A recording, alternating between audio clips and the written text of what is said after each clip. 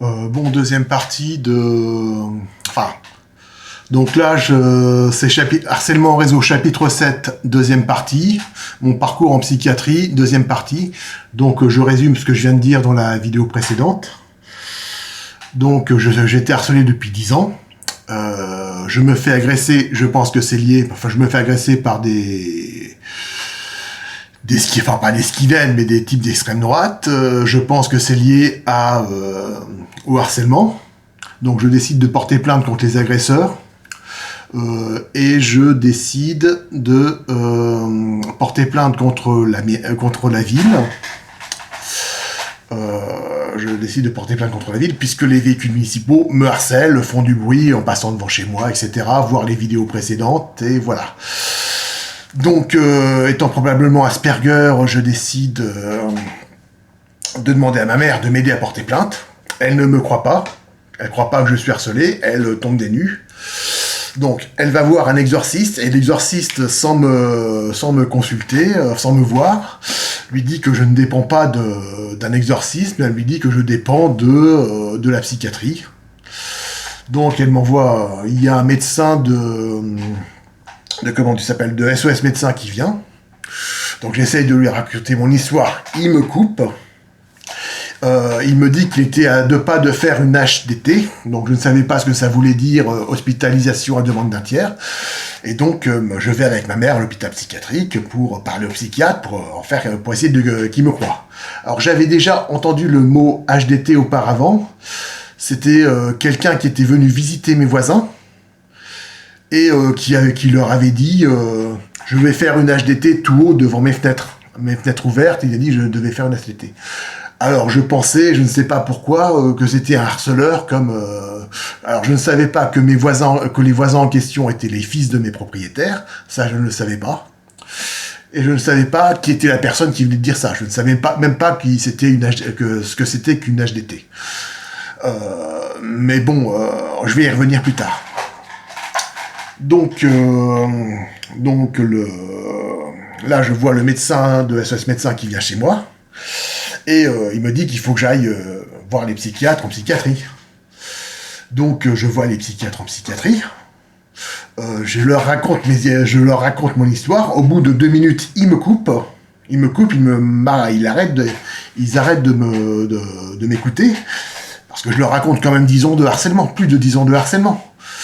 Donc, raconter plus de 10 ans de harcèlement en moins de 5 minutes, ils me disent que vous raconterez ça au psychiatre à l'hôpital. Donc, ils me disent je vais prendre un médicament qui va me faire dormir. Donc, je dors toute la nuit. Le lendemain, je revois les psychiatres des urgences psychiatriques. Et ils me disent est-ce que je veux aller par moi-même en hospitalisation. Bah non, je dis que non, je me sens mieux d'avoir dormi, parce qu'en fait, j'avais pas dormi depuis 10 jours à cause, je ne le savais pas à l'époque, du harcèlement électromagnétique. Quand on vous met des ondes radio à forte dose dans la gueule, ça vous empêche de dormir. Ça, je ne le savais pas à l'époque. Donc 10 jours sans dormir, je dors comme un loir avec leur médoc. Et je leur dis, là, je me sens beaucoup mieux, j'ai pas envie d'être hospitalisé en psychiatrie. Alors, ils me laissent pas le choix, donc je me retrouve en psychiatrie dans un premier service qui dépend... Enfin, c'était bizarre. C'était extrêmement bizarre. C'était un service qui ne dépendait pas du psychiatre, de mon secteur. J'étais dans un service d'un autre département, voilà. Donc je pense que c'est eux qui ont fait le diagnostic à mon sujet, puisque déontologiquement, le psychiatre de mon secteur ne pouvait pas le faire. Je vous expliquerai pourquoi, parce que c'était le cousin de mes propriétaires, quoi. Voilà, je spoil un peu le suspense. Et donc là, je suis accueilli dans ce service. Au bout de quelques jours, on me met dans un autre service qui est, semble-t-il, beaucoup mieux en pleine forêt, etc. Mais ce que je ne savais pas, c'était que c'était pour disons que c'est là où on met les gens avant de les mettre en prison, pour aller voir s'ils sont fous. C'est là qu'on les met à la fin de leur séjour en prison, pour voir s'ils sont capables comment dire, de laisser dans la nature ou s'il faut les enfermer le reste de leur vie en psychiatrie.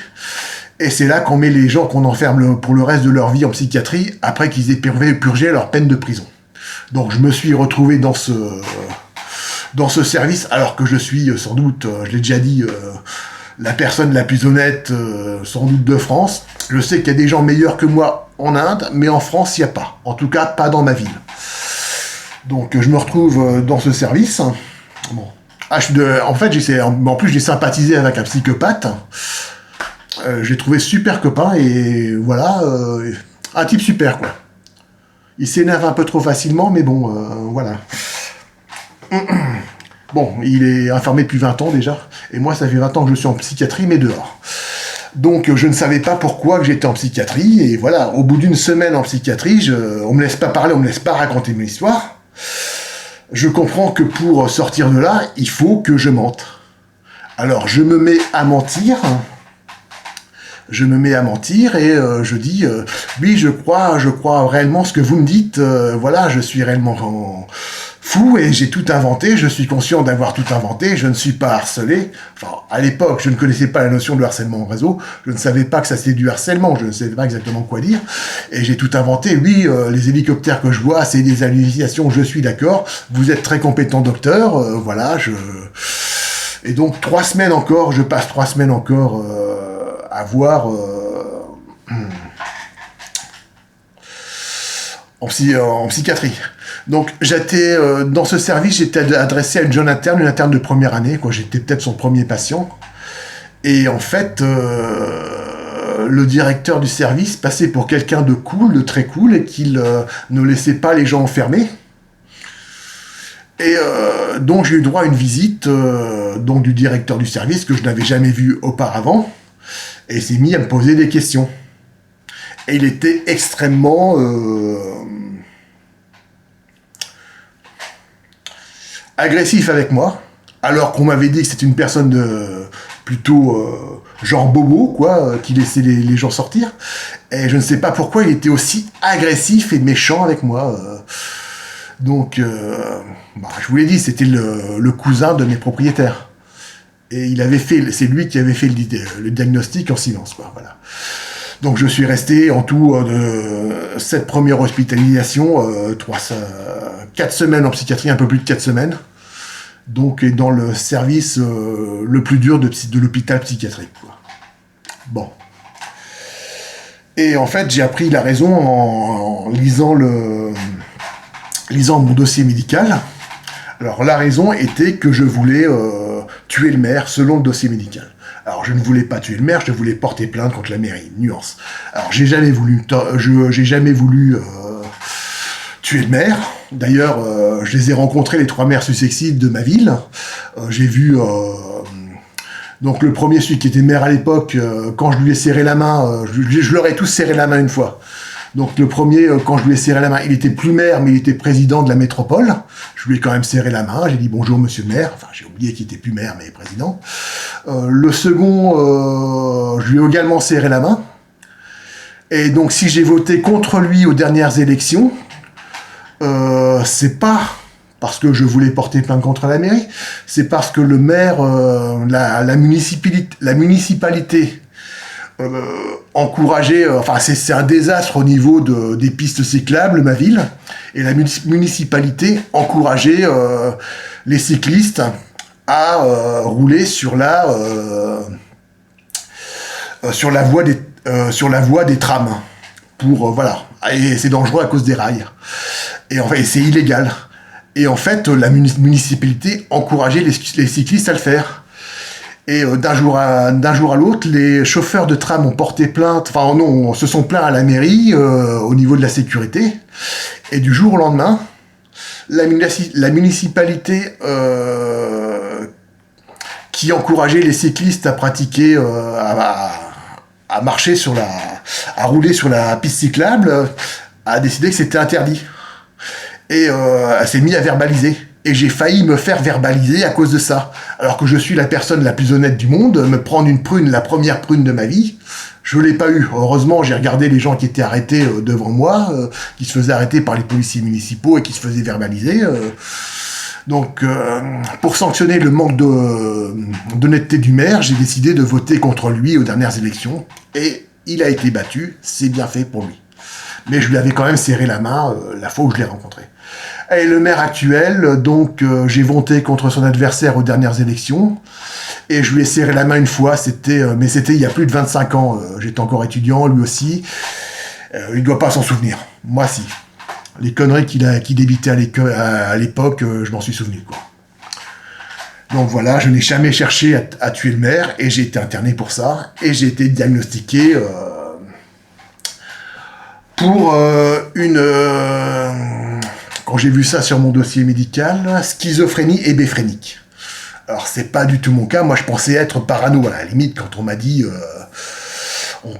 qu'il fallait que je prenne des médicaments à un certain temps, et que 10 ans plus tard, on me dit je suis schizophrène, alors que je pensais être parano, voilà. Et la schizophrénie hébéphrénique, ça correspond pas du tout à mes symptômes. En fait, la schizophrénie hébéphrénique, c'est quelqu'un qui répète sans arrêt des mots incohérents. Alors, je sais pas si ça vous fait tilter, ça. Un peu comme répéter une phrase, par exemple un prénom féminin. Toutefois. Alors, je pense que les psychiatres croyaient que je répétais cette phrase, et c'est pour ça qu'ils m'ont diagnostiqué schizophrène hébéphrénique. Mais ils ont bien vu en hospitalisation que je ne fais jamais ça, et que voilà, quoi. Donc, c'est une grosse erreur de diagnostic due au psychiatre, le cousin de mes propriétaires, qui avait entendu la phrase, ou que les propriétaires lui ont dit cette phrase, cet enregistrement qui passait en boucle à chaque fois qu'il y avait un passant qui passait dans ma rue, c'est l'enregistrement de ma voix, et qui ont cru que j'étais schizophrène. Donc, grosse erreur de diagnostic due à une grosse erreur de déontologie et de mise en route, quoi. Voilà.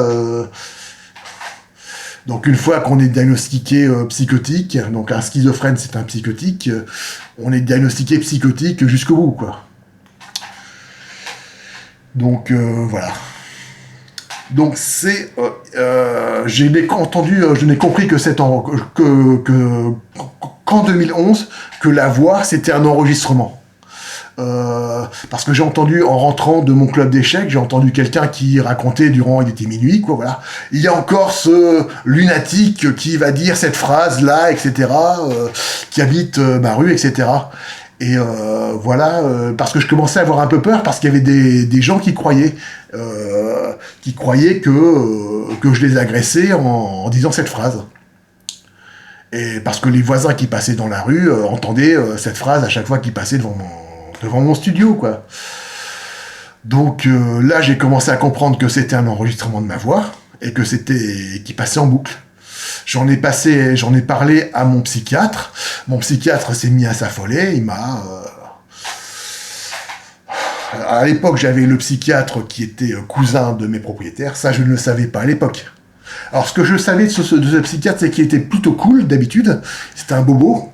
Alors, j'ai regardé... il était prof de guitare, parce qu'il se prenait pour un jazzman. Il faisait un peu de genre bossa nova, jazz manouche, et il était prof de guitare. Et dans sa bio, sur son école, sur le site internet de son école de guitare, il marquait qu'il était né en Algérie. Alors, j'avais pas... donc un pied noir. Mais bon, il avait plutôt une réputation de bobo, pas de facho, quoi. Et donc, mais j'ai quand même retenu que c'était un pied noir, quoi. Et donc, va falloir que je fasse une troisième partie sur mon séjour en psychiatrie, parce que là, c'est déjà la 14e minute. Donc, je vous parlerai de la suite de ce psychiatre malhonnête. On peut dire une ordure, quoi, voilà. Dans quelques instants.